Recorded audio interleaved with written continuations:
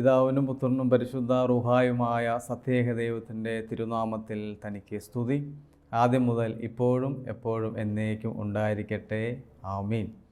ദൈവ തിരുനാമത്തിന് മഹത്വം ഉണ്ടായിരിക്കട്ടെ. യേശുക്രിസ്തുവിലേറെ സ്നേഹമുള്ള ശാലോമിൻ്റെ പ്രേക്ഷകരായ എൻ്റെ പ്രിയപ്പെട്ട മാതാപിതാക്കളെ, സഹോദരി സഹോദരങ്ങളെ, യുവതിവാക്കന്മാരെ, എൻ്റെ പ്രിയപ്പെട്ട കുഞ്ഞുങ്ങളെ, എന്നും ജീവിക്കുന്ന യേശുക്രിസ്തുവിൻ്റെ ധന്യനാമത്തിൽ ഏവർക്കും ഉന്നമേ വന്ദനം അറിയിക്കുകയാണ്.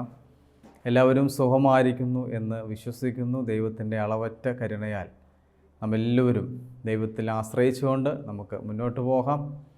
നമ്മുടെ ജീവിതത്തിൽ നമുക്ക് ലഭിക്കുന്ന ഏറ്റവും വലിയൊരു അനുഗ്രഹം എന്ന് പറയുന്നത് തന്നെ ദൈവവചനം കേൾക്കാനുള്ളൊരു ഭാഗ്യമാണ്. ഒത്തിരി പേര് ആഗ്രഹിക്കുന്നുണ്ട് വചനം കേൾക്കണം, വചനം കേട്ട് മാനസാന്തരപ്പെട്ട് നല്ല ജീവിതം നയിക്കണം എന്നൊക്കെ നമുക്ക് ഒത്തിരി ആഗ്രഹമുള്ളവരാണ്. ഈ ഭൂമിയിലെ 99% ആളുകൾക്കും ആ ഒരു ചിന്തയുണ്ട്. നന്നായി ജീവിക്കണം, നല്ലതെന്നറിയപ്പെടണം, നല്ല ക്വാളിറ്റിയോടുകൂടെ നല്ല ക്യാരക്ടർ, നല്ല ആറ്റിറ്റ്യൂഡ്, ഇതൊക്കെ നമുക്ക് ഉണ്ടായിരിക്കണമെന്ന് ആഗ്രഹിക്കുന്നവരാണ്. എന്നാൽ പലപ്പോഴും നമുക്ക് സാധ്യമാകാതെ പോവുകയാണ്. ഇത് ആഗ്രഹിച്ചാൽ ഒന്ന് വചനം കേട്ട്, വചനം ഇരുതല വാളിനേക്കാൾ മൂർച്ചയേറിയ വചനം, അത് സന്ധിയിലും മജ്ജയിലും തുളച്ചു കയറുന്ന പൗലോസ്ലീഹ ഹെബ്രായ ലേഖനം 4:12 പറയുന്നുണ്ട്. അപ്പോൾ അത് നമുക്ക് സാധ്യമാകാൻ ഒരു അവസരം പലപ്പോഴും നമുക്ക് കിട്ടുന്നില്ല. അത് നമ്മുടെ പ്രശ്നമാണ്. കാരണം നമ്മൾ തിരക്കേറിയ ജീവിത യാത്രയിലൂടെ പോവുകയാണ്. നമുക്ക് നമ്മുടേതായ പല ആവശ്യങ്ങളുണ്ട്, പല ആഗ്രഹങ്ങളുണ്ട്. അത് നിവൃത്തിയാക്കാൻ, അത് അച്ചീവ് ചെയ്യാൻ വേണ്ടി എൻ്റെ ഓട്ടത്തിൻ്റെ ഇടയിൽ പലപ്പോഴും എനിക്ക് സാധ്യമാകാതെ പോകുന്നത് ദൈവവുമായിട്ടുള്ള ഒരു കമ്മ്യൂണിക്കേഷൻ, ദൈവത്തിന് മുമ്പിലിരുന്ന് കേൾക്കാനുള്ള, ദൈവവചനം മനസ്സിലാക്കി അത് കേട്ട് അതനുസരിച്ച് ജീവിക്കാനുള്ള ഒരു സാഹചര്യങ്ങൾ നമുക്ക് പലപ്പോഴും നഷ്ടപ്പെട്ടു പോകുന്നത് യാഥാർത്ഥ്യമാണ്. എന്നാലും നമ്മൾ പലരും യാത്രയുടെ മധ്യത്തിലാണെങ്കിലും നമ്മളിന്ന് ഉപയോഗിക്കുന്ന മൊബൈൽ ഫോൺസോ ലാപ്ടോപ്സോ അതേതാണെങ്കിലും നമുക്ക് സാധ്യമാകുന്ന രീതിയിൽ നമ്മളത് യൂട്ടിലൈസ് ചെയ്യാറുണ്ട്. യാത്രയുടെ മധ്യത്തിൽ അല്ലെങ്കിൽ സമയം കിട്ടുമ്പോഴെല്ലാം നമ്മളത് വചനം കേൾക്കുന്നു, അത് സ്വായത്തമാക്കുന്നു, ഹൃദയത്തിൽ സംഗ്രഹിക്കുന്നു, നമുക്കൊരു ഉന്മേഷം കിട്ടുന്നു. അങ്ങനെ നമ്മുടെ ജീവിതത്തിൽ നമുക്ക് ലഭിച്ച അവസരങ്ങൾ കഴിയുന്ന വിധം നമ്മളെല്ലാവരും യൂട്ടിലൈസ് ചെയ്യുന്നവരാണ്. ദൈവത്തെ നമുക്ക് മഹത്വപ്പെടുത്തും. ഇന്ന് നമ്മൾ ചിന്തിക്കാൻ പോകുന്ന വചനം ലൂക്കോസ് എഴുതിയ സുവിശേഷം 8-ാം അധ്യായം 4 മുതൽ 15 വരെയുള്ള വാക്യങ്ങളാണ്. ഇത്രയും വലിയൊരു വാക്യം 4 മുതൽ 15 വരെയുള്ള വാക്യങ്ങളിൽ 4-ാം വാക്യം തുടങ്ങുന്നത് തന്നെ വിതക്കാരൻ വിതയ്ക്കാൻ പോകുന്ന ഉപമയെക്കുറിച്ചാണ്. നമ്മൾ ഒത്തിരി കേട്ടിട്ടുള്ള വചനമാണ്, നമുക്കെല്ലാവർക്കും അറിയാവുന്നതാണ്.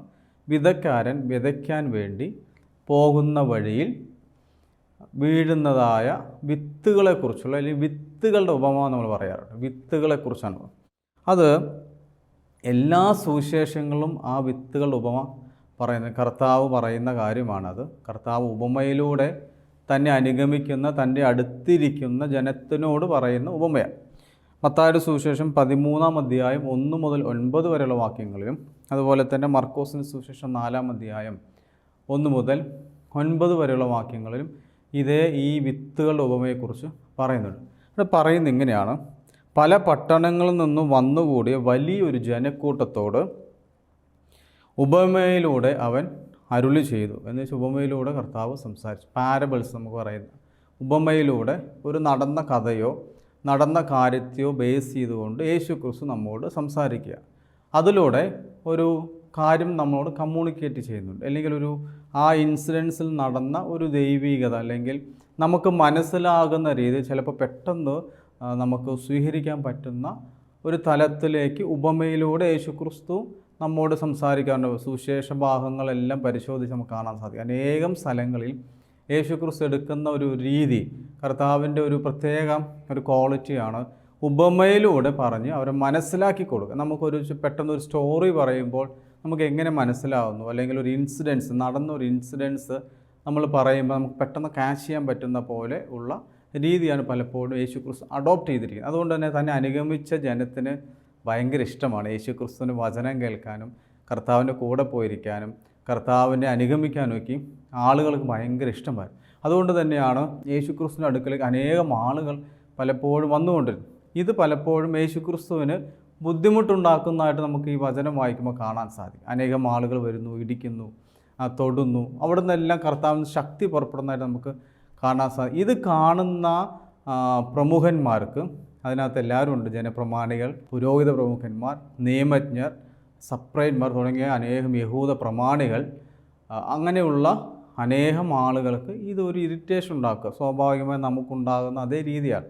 കാരണം നമ്മളെക്കാൾ അധികമായി ഒരാൾ വളരുമ്പോൾ, അല്ലെങ്കിൽ ഒരാളുടെ പുറകെ ആളുകൾ പോകുമ്പോൾ നമുക്കുണ്ടാകുന്ന ഒരു ചെറിയ ഒരു ഈഗോ എങ്ങനെ നമുക്ക് വ്യാഖ്യാനിക്കാം, നമുക്ക് തോന്നുന്ന ചില പ്രശ്നങ്ങളെല്ലാം ഇവിടെ ഉണ്ട്. ഇവിടെ അനേകം ആൾ പല പട്ടണങ്ങളിൽ നിന്നും യേശുക്രിസ്തുവിനെ കാണാൻ വേണ്ടി വന്നിരിക്കുക. അപ്പോൾ അനേകം ആളുകൾ അനേകം സ്ഥലങ്ങളിൽ നിന്ന് വന്നിട്ടുണ്ട്. അവരോട് കർത്താവ് ഒരു ഉപമയിലൂടെ സംസാരിക്കുക. ഉപമ ഇതാണ്: വിതക്കാരൻ വിതയ്ക്കാൻ വേണ്ടി പുറപ്പെട്ടു. എന്നുവെച്ചാൽ നമ്മുടെ ഒരു കൃഷി ചെയ്യുന്നവർക്കറിയാം, നമ്മൾ ഓരോ കാലഘട്ടമാണ്, ഓരോന്നിനും ഓരോ കാലഘട്ടമാണ്. ഇന്ന സമയത്ത് അത് ഉഴുതുമറിക്കണം, ഇന്ന സമയത്ത് വെള്ളം ഒഴിക്കണം, ഇന്ന സമയത്ത് അതിന് വിത്തുകൾ വിടണം. അങ്ങനെ ഓരോന്നിനും ഓരോ സ്റ്റേജസ് ഉണ്ട്. ആ സ്റ്റേജസ് ഫോളോ ചെയ്താണ് കൃഷിക്കാർ കറക്റ്റ് മഴ പെയ്യുന്നത് എപ്പോഴാണ് നോക്കി, മഴയുടെ കാലാവസ്ഥയുടെ എല്ലാ കാര്യങ്ങളും ഒരു സിസ്റ്റത്തിലേക്ക് കൊണ്ടുവന്നിട്ടാണ് പലപ്പോഴും നമ്മൾ കൃഷി ചെയ്യാറ്. ഇവിടെ അങ്ങനെ വിതക്കാരൻ വിതയ്ക്കാൻ വേണ്ടി പോകുകയാണ്. പോകുന്ന വഴിയിൽ ചിലത് വഴിയരികിൽ വീണു. ഇവിടെ പറയുകയാണ്, വിതയ്ക്കാൻ പോകുമ്പോൾ ചിലത് വഴിയരികിൽ വീണു, അത് ചവിട്ടിക്കളയുകയും പക്ഷികൾ വന്ന് തിന്നു കളയുകയും ചെയ്യും. ചിലത് അതെന്ത് ചെയ്തു? പാറമേൽ വീണു. അത് മുളച്ചു വളർന്നെങ്കിൽ നനവില്ലാതിരുന്നുകൊണ്ട് ഉണങ്ങിപ്പോയി. ചിലത് മുൾച്ചെടികൾക്കിടയിൽ വീണു, അതിനോട് ഒപ്പം വളർന്ന് അതിനെ ഞെരുക്കിക്കളഞ്ഞു. ചിലത് നല്ല നിലത്ത് വീണു, അത് വളർന്ന് 100 മേനി ഫലം പുറപ്പെടുവിച്ചു. തുടർന്ന് അവൻ സ്വരമുയർത്തി പറഞ്ഞു, കേൾക്കാൻ ചെവിയുള്ളവൻ കേൾക്കട്ടെ. അപ്പോൾ ഇതിൻ്റെ ഫസ്റ്റ് പാർട്ട് വിതയ്ക്കാരൻ വിതയ്ക്കാൻ വേണ്ടി പോയ കഥയെക്കുറിച്ചാണ്.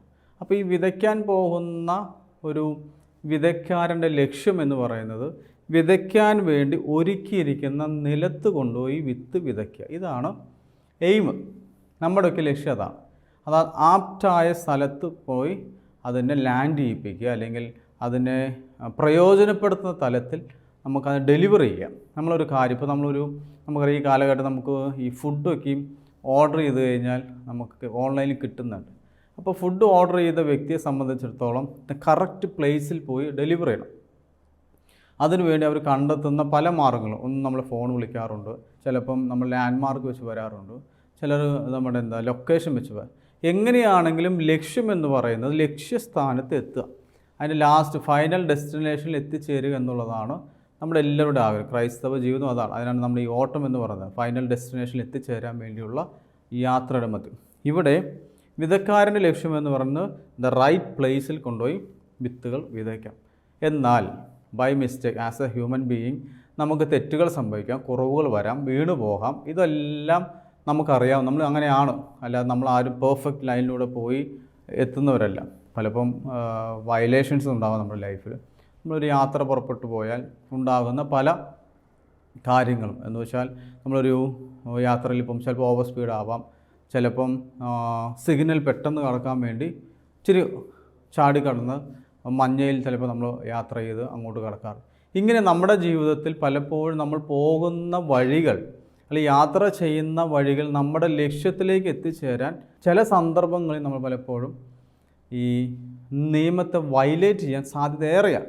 ചെയ്യാത്തവരുണ്ട്, ചെയ്യുന്നവരുണ്ട്, അതിനെ മൈൻഡ് ചെയ്യാതെ പോകുന്ന, ഇങ്ങനെ പലരുണ്ട്. പല കാറ്റഗറിയിൽ പെടുന്ന ആളുകൾ നമ്മുടെ ഇടയിലുണ്ട്. അത് സ്വാഭാവികമാണ്. നമ്മളതൊന്നല്ല ഇവിടെ പ്രശ്നം. നമ്മൾ ചിന്തിക്കാൻ പോകുന്നത്, വിതയ്ക്കാരൻ നമ്മുടെ ലക്ഷ്യസ്ഥാനത്തേക്ക് പോകുമ്പോൾ 3 സ്ഥലങ്ങൾ, ലക്ഷ്യസ്ഥാനം ഒഴിച്ച് എത്തിച്ചേരേണ്ട സ്ഥലം ഒഴിച്ച്, അല്ലെങ്കിൽ ആ റൈറ്റ് പ്ലേസ് ഒഴിച്ച് ബാക്കി 3 സ്ഥലങ്ങളിലും ഈ വിത്ത് താഴെ പോകുന്നുണ്ട്. ഇതാണ് പ്രശ്നം. ഈ വിത്ത് താഴെ പോയത് ഒന്ന് വഴിയരികിലാണ്, ഓൺ ദ വേയിൽ വഴിയരികിൽ താഴെ പോയി. സ്വാഭാവികമാണ്. നമ്മളൊരു കൊട്ട നിറച്ച് വിത്തെടുക്കുമ്പോൾ ആ കൊട്ട നടന്നു പോകുന്നവർ ചിലപ്പോൾ കൊട്ടയിൽ നിന്നും ചാടിപ്പോകാം. അത് സ്വാഭാവികമാണ്. രണ്ടാമത്, നമ്മൾ കൃഷി ചെയ്യുന്ന സ്ഥലം മല കയറി പോകുന്ന വഴിയായിരിക്കാം, പാറയുള്ള സ്ഥലമായിരിക്കാം, അത് പാറ പുറത്ത് വീഴും. അതും സ്വാഭാവികമാണ്. മൂന്നാമത്, യാത്ര ചെയ്ത് പോകുന്നു മുള്ളുകളുള്ള, ചിലപ്പോൾ നമ്മൾ കാട്ടിലൂടെയൊക്കെ യാത്ര ചെയ്ത് കൃഷി സ്ഥലം ചിലപ്പം എന്തായിരിക്കും, ഈ മുള്ളുകളുടെ ഇടയിലൂടെയൊക്കെ നടന്നു പോകുന്നതിന് കളകളും കാട്ടുചെടികളൊക്കെ ഉണ്ടാകുന്ന വഴിയിലൂടെ പോകേണ്ടി വരുമായിരിക്കും. അങ്ങനെ നമ്മൾ പോകുന്ന വഴിക്ക് എന്ത് ചെയ്തു, ചിലത് മുള്ളുകളുടെ ഇടയിലും വീണു. അവസാനം ഈ വിതക്കാരൻ, ഈ കൃഷിക്കാരൻ എന്ത് ചെയ്തു, ലക്ഷ്യസ്ഥാനത്തെത്തി അവൻ വിത്ത് വിതച്ചു. ഈ 4 സ്ഥലങ്ങളിൽ വീണ വിത്തുകൾക്ക് 4 ഘടകങ്ങൾ അല്ലെങ്കിൽ 4 പ്രാധാന്യമുണ്ട്. നമ്മുടെ ലൈഫിലും ഇതേ അവസ്ഥ ഒരു യാത്രയുടെ മധ്യത്തിൽ നമുക്കുണ്ടാകാനുള്ളതേ ഉള്ളൂ. നമ്മുടെ ലൈഫിനെ നമ്മളൊന്ന് ചിന്തിച്ച് നോക്കിയേ. നമ്മുടെ ഈ യാത്ര, നമ്മൾ ഓർമ്മ വെച്ച കാലം മുതൽ നമ്മൾ യാത്ര ചെയ്ത വഴികൾ, ഈ നമ്മളിപ്പോൾ യാത്ര ചെയ്തുകൊണ്ടിരിക്കുന്ന മാർഗങ്ങൾ, നമ്മുടെ വേസ്, അതിനകത്തൊക്കെയും ഈ 4 സംഗതികൾ കടന്നു വരാറില്ലേ? മിനിമം 4 കാര്യങ്ങളിൽ നമ്മുടെ ഫൈനൽ ഇതാണ്, നമുക്കറിയാം, ലക്ഷ്യസ്ഥാനമാണ്, ഡെസ്റ്റിനേഷൻ, നമ്മൾ എത്തിച്ചേരേണ്ടത്. ബാക്കി 3 നമ്മുടെ ജീവിതത്തിൽ പലപ്പോഴും അപ്ലിക്കബിൾ അല്ലേ? എന്ന് വെച്ചാൽ വഴിയരികെ, നമ്മൾ ആ വഴിയില്ലാതെ നമുക്ക് യാത്ര ചെയ്യാൻ പറ്റത്തില്ല. സ്വാഭാവികമാണ് വഴിയരികിൽ സംഭവം. പിന്നെ പാറ എന്ന് വെച്ചാൽ കട്ടിയുള്ള പ്രതലം, കട്ടിയുള്ള സ്ഥലങ്ങൾ എന്ന് വെച്ചാൽ അതിനെയൊന്നും അത്ര പെട്ടെന്ന് നമുക്ക് അതിനെ മാംസലീകരിക്കാൻ, എന്ന് വെച്ചാൽ കഠിനമായ ഹൃദയത്തെ മാംസളമായ ഹൃദയമാക്കുമെന്ന് എസെക്കിയേൽ പ്രവാചകനിലൂടെ ദൈവം നമ്മോട് പറയാം. നിൻ്റെ ഹൃദയത്തെ, നിൻ്റെ കഠിനമായ ഹൃദയത്തെ മാംസള ഹൃദയമാക്കും. കട്ടിയുള്ള കഠിനമായ റോഡുകളുണ്ടാവും അല്ലേ? പാറപ്പുറങ്ങൾ, റോഡ്, അങ്ങനത്തെ നമ്മൾ ചിന്തിച്ചാൽ. ഇനി അടുത്തത് മുള്ളുകളാണ്, കളകൾ, ചെടികൾ, അതായത് അവിടെ ഒന്നും കൃഷിയോഗ്യമല്ലാത്ത സ്ഥലങ്ങളാണ്. ഇത് 3 എന്ന് വെച്ചാൽ കൃഷിയോഗ്യമല്ലാത്ത സ്ഥലം. വഴിയരികിൽ നമുക്ക് കൃഷി ചെയ്യാൻ പറ്റത്തില്ല. രണ്ടാമത് പാറപ്പുറത്ത് ചെയ്യാൻ പറ്റത്തില്ല. മൂന്നാമത് മുള്ളുകളുടെ ഇടയിലും കൃഷി ചെയ്യാൻ പറ്റത്തില്ല. എന്നാൽ ഈ 3 സ്ഥലങ്ങളെയും നമുക്ക് ഒഴിവാക്കാൻ നമ്മുടെ ലൈഫിൽ സാധ്യമല്ല. അതാണ് നമ്മുടെ പ്രശ്നം.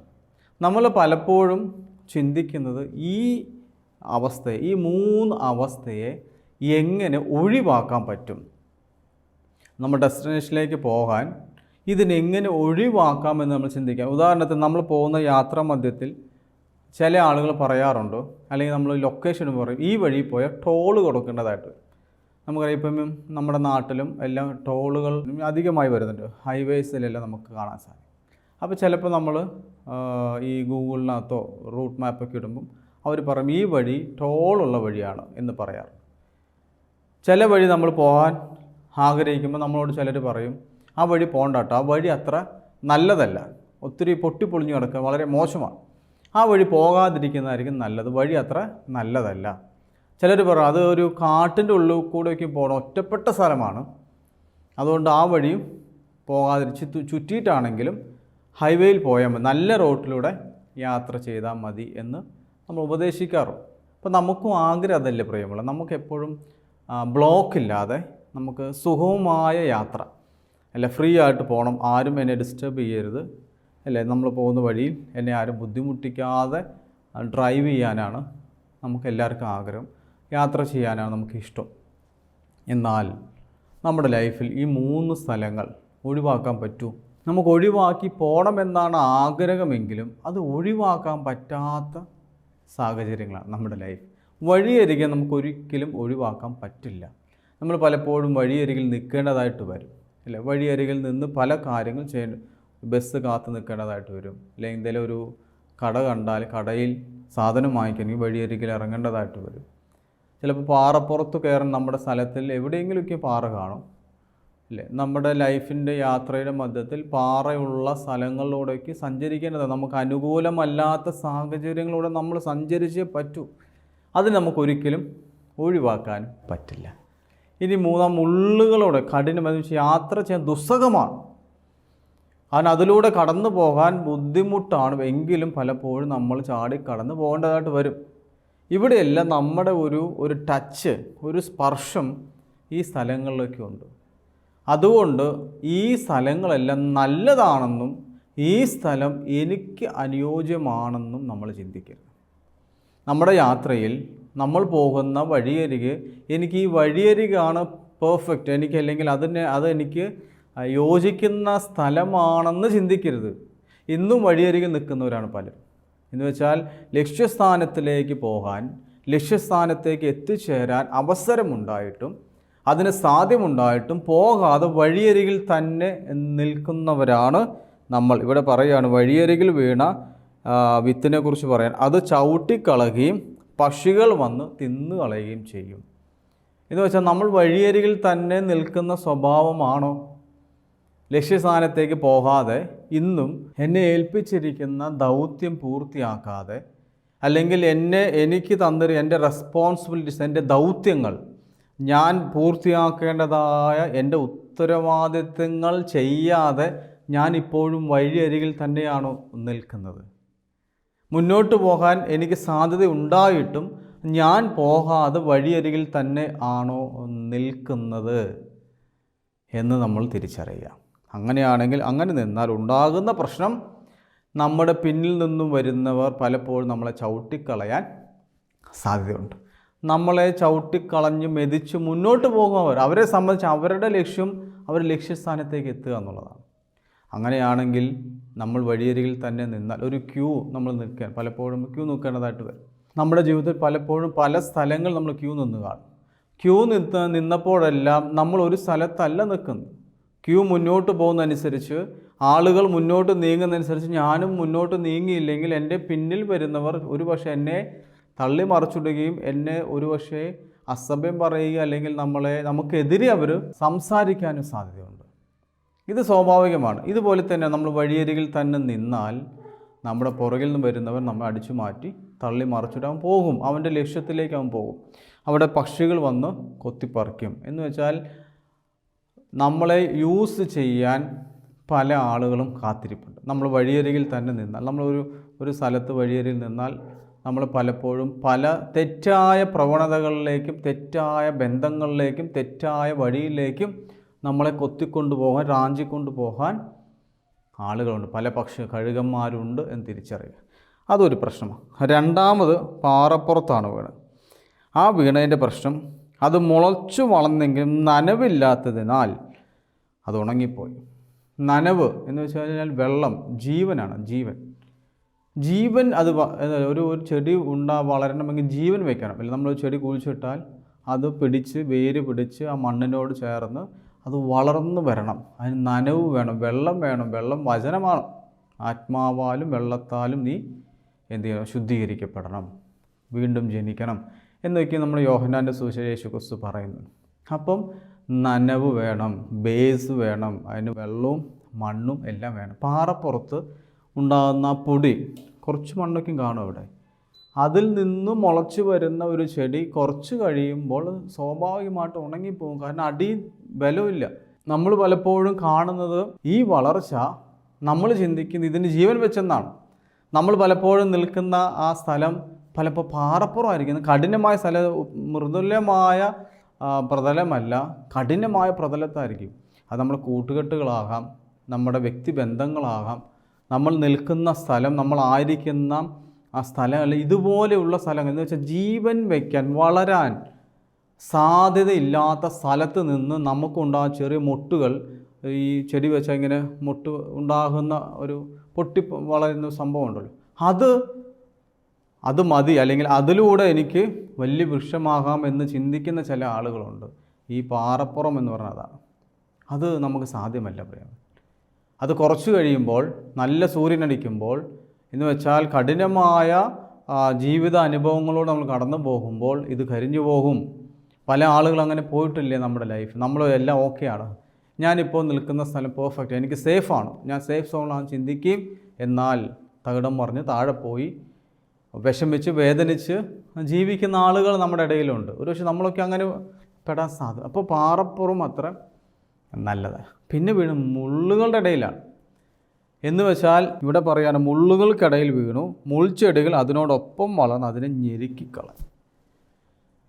അപ്പോൾ ഞെരുങ്ങുന്ന അനുഭവം, മുള്ളുകൾ നമുക്ക് ഒഴിവാക്കാൻ പറ്റില്ല. നമ്മളെല്ലാം ചിന്തിക്കും ഇതെല്ലാം ഒഴിവാക്കി ഞാൻ ഒരു നല്ല നിലമായി ഇതൊക്കെ ആക്കണം എന്നാണ് ചിന്തിക്കുന്നത്. മുള്ളുകൾ ഉള്ള സ്ഥലത്ത് പലപ്പോഴും നമ്മൾ നിൽക്കേണ്ടതായിട്ട് വരും. അത് നമ്മുടെ കുടുംബക്കാരൊക്കെ ആയിരിക്കാം, ചില മുള്ളുകളായിട്ട് നമുക്ക് വളരാൻ സാധിക്കും. നമ്മുടെ ചുറ്റുപാടുകളുമായിരിക്കാം. നമ്മളെ സ്നേഹിക്കുന്നു എന്ന് പറയുന്നവരെ തന്നെ പലപ്പോഴും മുള്ളുകളായി നമ്മുടെ ജീവിതത്തിൽ വരാറില്ലേ? ഇതൊക്കെ നമ്മുടെ ജീവിതത്തിൽ സംഭവിക്കാനും സംഭവിച്ചു കൊണ്ടിരിക്കുന്നതുമായ കാര്യങ്ങളാണ്. അപ്പോൾ മുള്ളുകളുടെ ഇടയിൽ വളർന്നപ്പോൾ അത് ഒപ്പം വളർന്നു. എന്താണ്? ഞെരുക്കങ്ങളും സഹനങ്ങളും പീഡനങ്ങളും എന്ത് ചെയ്യുക?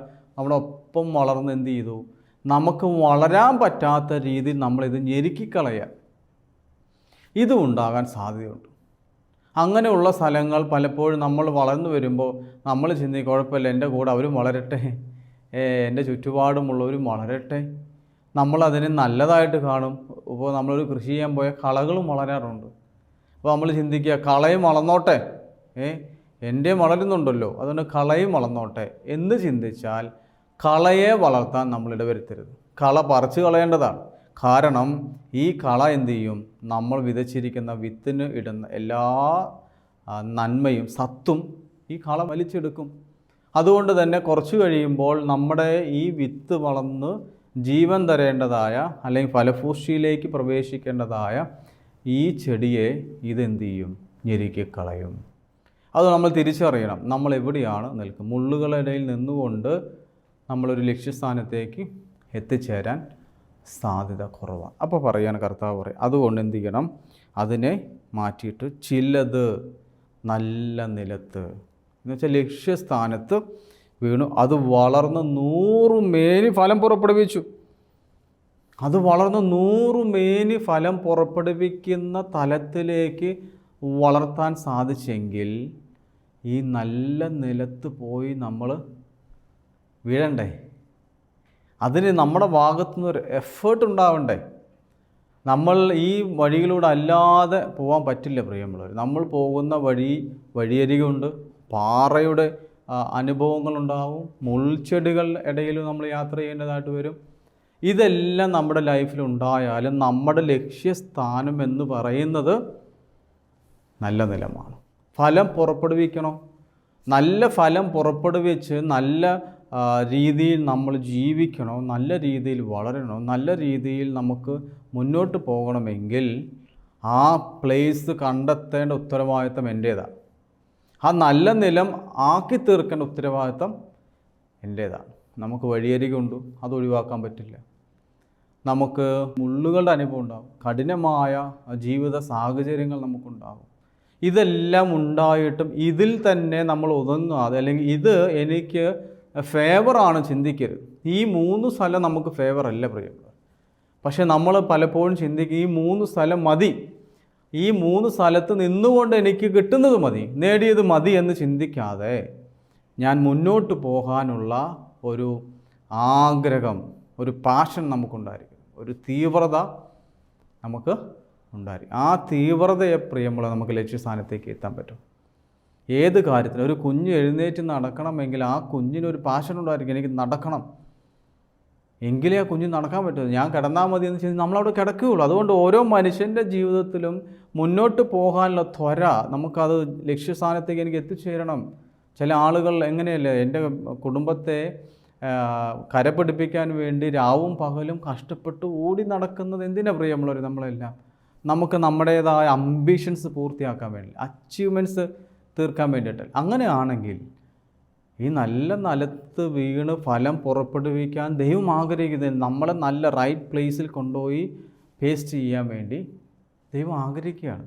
അപ്പോൾ അതിന് നിന്നു കൊടുക്കണ്ടേ? അതിന് നമ്മൾ തയ്യാറാവണ്ടേ? ഞാൻ റെഡിയാണെന്ന് പറഞ്ഞാലല്ലേ പോകാൻ പറ്റത്തുള്ളൂ. ഇപ്പോൾ നമ്മൾ ഓടിക്കുന്ന വാഹനം അത് നമുക്ക് അനുകൂലമല്ലെങ്കിൽ അത് നിന്നു പോയാൽ തീർന്നില്ലേ? നമ്മൾ ഉന്തിത്തള്ളി എത്ര ദിവസം എത്ര നേരം പോകും ലക്ഷ്യസ്ഥാനത്തേക്ക്? അപ്പോൾ അതിൻ്റേതായ ചില കാര്യങ്ങൾ, അതിന് വേണ്ടുന്ന എണ്ണയും പെട്രോളും ഡീസലോ ഏതാണ്, എന്താണോ അതിന് നീഡ്, ആ വാഹനം മുന്നോട്ട് പോയി എന്താണ് നീഡ്, അത് നമ്മൾ അതിന് കൊടുത്തു. അതുപോലെ നമ്മുടെ ലൈഫിൽ നമ്മൾ പോകേണ്ട ജീവിതയാത്രയിൽ എന്താണോ നമുക്ക് അനുകൂലമായി തീരേണ്ടത് അത് നമ്മൾ കണ്ടെത്തുക. അതനുസരിച്ച് നമുക്ക് മുന്നോട്ട് പോകുക. നല്ല നിലത്ത് വീണ് റൈറ്റ് പ്ലേസിൽ തന്നെ നമുക്ക് എന്ത് ചെയ്യാൻ പറ്റും? നേർച്ചർ ചെയ്യാൻ നമുക്ക് സാധിക്കും, വളരാൻ നമുക്ക് സാധിക്കും. അതിന് ദൈവം നമ്മെ ആക്കി തീർക്കും. ആ ദൈവത്തിന് ആഗ്രഹമാണ്. ദൈവത്തിന് നമ്മളെ നശിപ്പിക്കാനോ നമ്മളെ മാറ്റി നിർത്തിക്കാനോ അല്ലെങ്കിൽ നമ്മുടെ ഒരു തകർച്ച വീഴ്ച ഒന്നും ദൈവത്തിന് ആഗ്രഹമല്ല പ്രിയം. അതൊക്കെ മനുഷ്യൻ്റെ ആഗ്രഹങ്ങളാണ്. ദൈവത്തിൻ്റെ ലക്ഷ്യം നമ്മളെ നല്ല നിലത്ത്, അവൻ നല്ല ഇതിൽ വളരണം, നന്നായി ജീവിക്കണം. ഞാൻ വന്നിരിക്കുന്നത് പാപികളെ രക്ഷിക്കാൻ വേണ്ടിയിട്ടാണ്, ശിക്ഷിക്കാനല്ല. അപ്പോൾ ശിക്ഷയല്ല ദൈവത്തിൻ്റെ ലക്ഷ്യം, രക്ഷയാണ്. ഓരോരുത്തർ രക്ഷപ്പെടുത്തുക എന്നുള്ളത്. അതിന് ഞാൻ വഴങ്ങിക്കൊടുത്താൽ മാത്രമേ, ഒരു കുശവന് ആ മണ്ണ്, ആ കളിമണ്ണ് വഴങ്ങിക്കൊടുക്കുന്നതനുസരിച്ചാണ് നല്ല പ്രോഡക്റ്റ്സ് ഉണ്ടാക്കാൻ പറ്റും. അങ്ങനെ ഞാനും വഴങ്ങിക്കൊടുക്കുവാൻ, ദൈവത്തിൻ്റെ ഒരു നല്ല ഒരു മകനായോ മകളായോ നമ്മൾ ഏതിലേക്ക് വിളിക്കപ്പെട്ടിരിക്കുന്നോ, ഏത് ദൗത്യത്തിലേക്ക് എന്നെ ദൈവം വിളിച്ചു, ആ ദൗത്യം പൂർത്തിയാക്കുവാൻ തക്ക രീതിയിൽ നമ്മൾ നിന്നു കൊടുത്താൽ നമ്മൾ 100 മേനി ഉറപ്പാണ് പ്രിയമുള്ളത്. നീ കുറവുള്ളവനായിക്കോട്ടെ, നീ ബലഹീനായിക്കോട്ടെ, നീ പാപി ആയിക്കോട്ടെ, ആര് തന്നെ നീ ആയിക്കോ, ഇതാ നിന്നെ വളർത്താനും നിന്നെ നല്ല രീതിയിലാക്കി തീർക്കാൻ ആഗ്രഹിക്കുന്ന യേശു ക്രിസ്തു. അവൻ്റെ മുമ്പിൽ നമുക്ക് മുട്ടുകൾ മടക്കാം, കണ്ണുകളടയ്ക്കാം, പ്രാർത്ഥിക്കാം. കാരുണ്യവാനായ കർത്താവേ, ഈ നല്ല ദിവസം നീ തന്നതിനെ നന്ദിയോടെ ഓർക്കുന്നു. എൻ്റെ ജീവിതത്തിൽ പല സന്ദർഭങ്ങളിലും പല സാഹചര്യങ്ങളും ഞാൻ യാത്ര ചെയ്തത്. അത് വഴിയരികിലൂടെയുണ്ട്, പാറപ്പുറത്തുണ്ട്, മുള്ളുകളിടയിലൂടെ ഞാൻ യാത്ര ചെയ്തിട്ടുണ്ട്. എന്നാൽ നല്ല നിലത്ത് ഫലം പുറപ്പെടുവിക്കുന്ന വ്യക്തിയായി മാറുവാൻ കർത്താവ് എന്നെ ബലപ്പെടുത്തണമേ, ശക്തിപ്പെടുത്തണമേ, അതിനെന്നെ യോഗ്യനാക്കി തീർക്കണമേ. ഞാൻ ഇന്നും നിൻ്റെ മകനായി മകളായി ജീവിക്കാൻ ആഗ്രഹിക്കുന്നു. എന്നെ അനുഗ്രഹിക്കണമേ. പരിശുദ്ധ അമ്മേ, മാതാവേ, അമ്മയുടെ മാധ്യസ്ഥയിൽ അഭയപ്പെട്ട് ഞങ്ങൾ പ്രാർത്ഥിക്കുകയാണ്. സകല വിശുദ്ധന്മാരുമേ, ശുദ്ധിമതികളുമേ, എൻ്റെ പേരിലുള്ള വിശുദ്ധനും ശുദ്ധിമതികളും എല്ലാവരുടെയും മാധ്യസ്ഥ, സകല മാലാഹമാരുടെയും കാവൽ മാലാഹമാരുടെ മാധ്യസ്ഥ നേടി പ്രാർത്ഥിക്കുന്നു. എല്ലാം ഞങ്ങൾക്ക് വേണ്ടി ജീവൻ സമർപ്പിച്ചു യേശു ക്രിസ്തു നാമത്തിൽ കൃപയോടെ കേൾക്കണമേ. ആമീൻ. പിതാവാം ദൈവത്തിൻ്റെ സ്നേഹവും ഏകജാതനായ പുത്രൻ്റെ കൃപയും പരിശുദ്ധ റൂഹായുടെ സംബന്ധവും ആവാസവും നാം എല്ലാവരുടെ മേലും എന്ന് വന്നേക്കും ഉണ്ടായിരിക്കുമാറാകട്ടെ. ആമീൻ.